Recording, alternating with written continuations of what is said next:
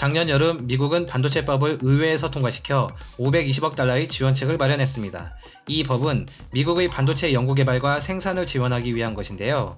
이처럼 비장한 각오로 미국이 나오는 배경에는 세계 시장 점유율이 12%까지 떨어진 미국 반도체 산업의 위기감에 있습니다. 미국은 반도체 설계 분야에서 여전히 선두에 위치하고 있는데요. 특히 1990년대 이후 반도체 산업은 급속히 발전하여 전 세계적으로 분업체계로 운영되고 있습니다. 간단히 설명드리면 미국에서 반도체를 설계하고 유럽과 일본에서는 장비를 제공하며 한국과 대만에서는 생산을 담당하는 구조입니다. 이러한 분업체계는 각국의 인적, 물적 자본을 효율적으로 활용할 수 있다는 점에서 가장 이상적인 방식이자 자유무역의 대표적인 사례로 꼽혀왔는데요. 하지만 2018년 이후 중국이 패권 국가로서의 야심을 공공연하게 드러내며 국제사회에서 미국의 지위를 위협하기 시작하자 미국은 이제 설계 능력만으로는 부족하다는 생각을 굳힌 듯합니다. 반도체법의 주요 목표는 해외로 이동한 생산시설을 다시 미국으로 되돌려 반도체 산업의 전 과정을 미국에서 가능하게 하는 것입니다. 그 중에서도 과거에 취약했던 장비와 생산 분야를 따라잡겠다는 것이 핵심인데요. 문제는 반도체 생산은 단순 제조업이 아니라는 데 있습니다. 단순히 공장을 건설하고 장비를 사고 사람을 채용하는 일반적인 제조업이 아닌 첨단 기술과 장비, 그리고 실제 운용을 위한 인력과 노하우도 필요한 종합적인 하나의 산업인 것입니다. 이러한 이유로 천문학적인 돈을 투자한다고 해서 미국의 잃어버린 과거를 쉽게 되돌릴 수 없을 뿐만 아니라 설령 여러 요소들이 갖춰졌다 해도 대규모 반도체 생산을 경험하고 지식을 가진 회사가 필요한데 현재 미국의 주요 반도체 기업인 퀄컴, 엔비디아, AMD는 사실상 설계에만 전문화된 팹리스 회사입니다. 그럼에도 불구하고 미국은 왜 이렇게 밀어붙이는 걸까요? 정말 미국에는 경험과 지식을 가진 기업이 없는 걸까요?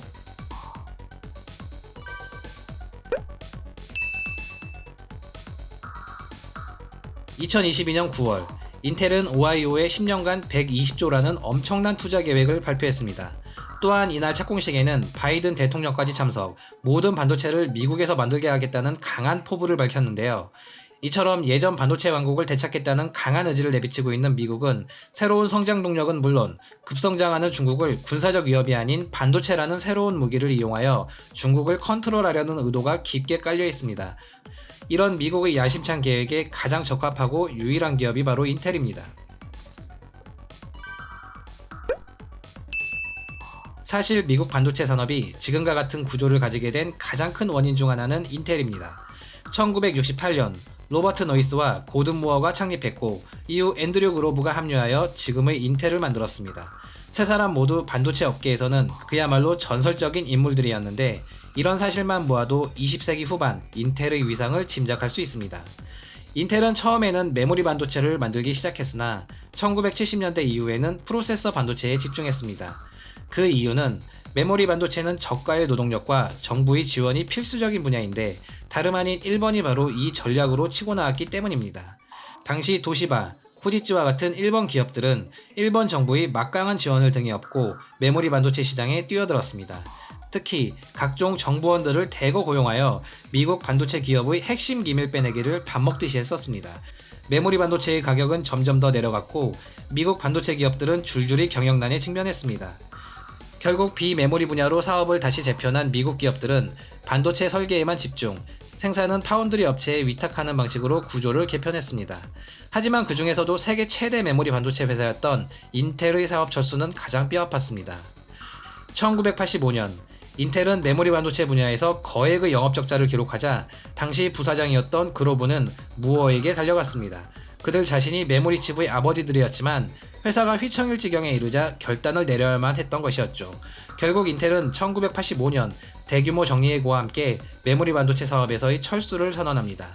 메모리 사업은 접었으나 프로세서 반도체에서의 인텔은 승승장구했습니다. 때는 바야흐로 가정용, 일반 오피스용 PC의 보급이 폭발적으로 늘어나던 시기였고 1990년대까지 시판되는 거의 모든 PC에는 인텔의 CPU가 탑재되어 있다고 해도 과언이 아니었습니다. The Intel Pentium processor. 메모리의 아픈 추억을 잊고 프로세서 반도체에 집중한 인텔은 경쟁자인 AMD를 성능 면에서 압도하며 시장 밖으로 밀어냈고 이제 인텔 없는 컴퓨터는 상상할 수조차 없는 그런 인텔 제국을 만들었고 또한 그런 인텔 제국은 영원할 것만 같았습니다.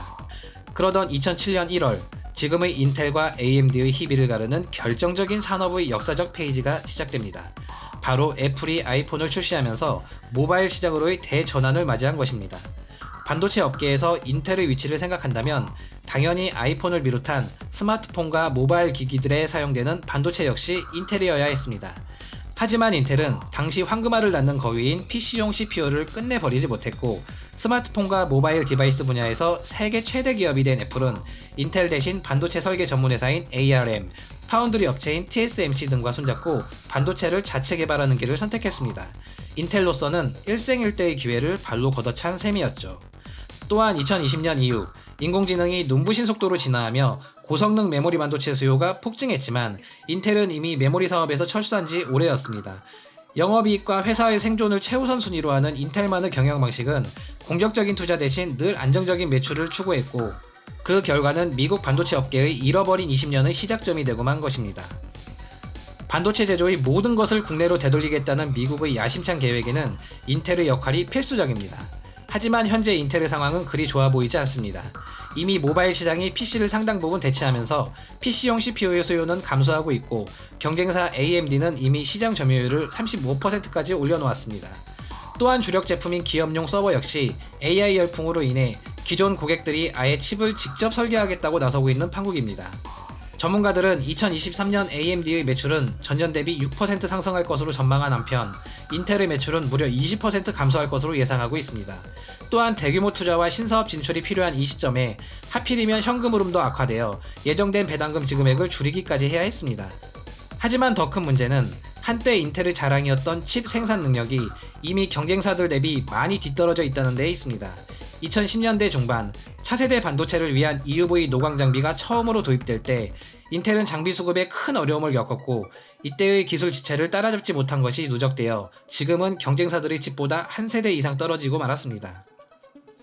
물론 인텔도 손 놓고 있는 것은 아니었지만 많은 전문가들은 만약 인텔이 기술 격차를 극복하고 세계 경쟁력을 회복한다 해도 최소 5년은 더 걸릴 것으로 내다보고 있습니다. 인텔의 부진은 미국에게도 큰 골칫거리가 아닐 수 없는데요. 반도체 산업 부흥을 위해 거액의 예산을 확보했지만 이 중 얼마를 인텔에게 배분해야 할지 고민을 하지 않을 수 없기 때문입니다. 반도체법으로 인텔이 정부로부터 지원받을 수 있는 금액은 120억 달러, 우리나라 돈으로 16조 원. 또한 신규로 공장을 건설할 경우의 보조금이나 세제 혜택 또한 별도로 지원받습니다. 현재 미국 내에서의 고성능 반도체 점유율은 TSMC가 55%, 삼성전자가 20%를 생산하고 있으며 인텔의 시장 점유율은 25% 정도로 제한적입니다. 이런 이유로 일각에서는 자국 기업을 우대하는 정책이 과연 효과가 있는지에 대한 의문이 계속 제기되고 있는데요. 미국 정부 역시 정치적인 비용을 감수하면서까지 계속해서 인텔을 기다릴 수는 없는 상황입니다. 많은 전문가들은 인텔이 시장에서 뒤처지는 데에 10년이 걸렸고, 미국이 반도체 생산에서 완전히 손을 떼는 데에 30년이 걸렸다며 1, 2년 안에 모든 것을 복구할 수 있는 것은 기대하기 어렵다고 말하고 있습니다. 미국 정부도 이를 모르는 바는 아닐 것입니다.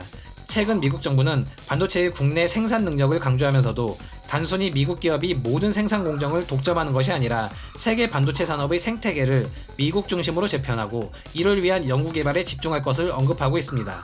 이는 미국 정부가 반도체 산업을 다각적으로 접근하고 협력을 통해 국내 산업을 강화하려는 의도를 갖고 있다는 것을 나타냅니다. 기존의 미국 반도체 전략은 설계와 특허를 틀어지고 있는 미국을 중심으로 전 세계 반도체의 60%를 찍어내는 대만, 설계와 생산을 동시에 하고 있는 한국, 소재와 장비라는 공급망의 핵심을 담당하고 있는 네덜란드와 일본, 이른바 반도체 빅4와 함께 반도체 공급을 안정화시키는 한편 중국으로의 반도체 유입을 막는 전략이었습니다. 하지만 이런 전략은 완전히 실패했고, 미국의 다음 선택은 아예 모든 반도체를 미국으로 불러들이는 전략으로 바뀌었습니다. 이런 상황에서 인텔의 역할은 더욱더 중요해졌고, 전에는 볼 수 없었던 인텔의 대규모 투자에서 볼 수 있듯이 미국 정부가 인텔을 어떻게 생각하는지 볼 수 있는 대목일 수 있습니다. 과연 미국 정부의 엄청난 지원을 받고 있는 인텔은 예전의 영광을 되찾을 수 있을까요?